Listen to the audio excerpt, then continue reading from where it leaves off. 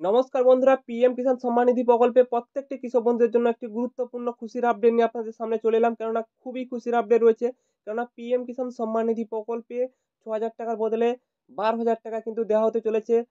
প্রধানমন্ত্রী নরেন্দ্র মোদী কিন্তু এই উপহারটি দিতে চলেছেন।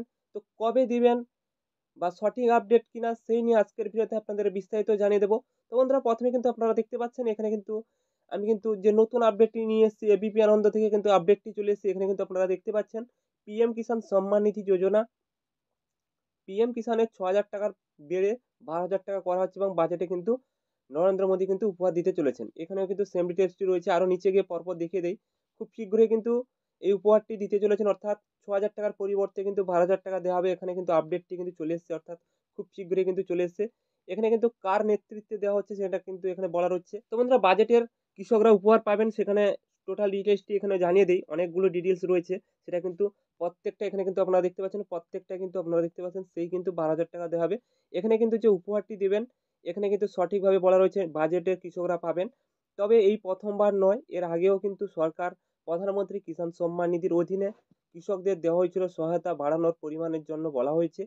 গত বছর ধরে বাজেটে বৈঠকের সামনে অর্থমন্ত্রী কৃষকদের প্রতিনিয়ত এই দাবি জানিয়েছেন এবং অর্থমন্ত্রী নির্মলা সীতারমণ ২০২৫ ও ২৬-এ বাজেট পেশ করবেন।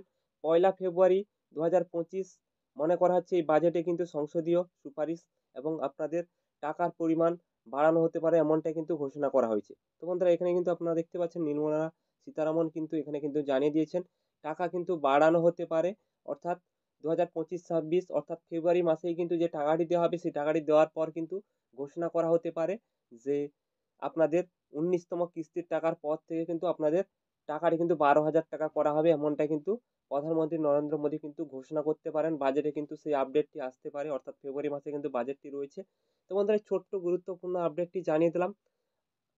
আরও কিছু জানার থাকলে অবশ্যই কমেন্ট বক্সে কমেন্ট করে জানিয়ে দিবেন। ভিডিওটি ভালো লেগে থাকলে লাইক, শেয়ার, সাবস্ক্রাইব করে আমাদের পাশে থাকবেন।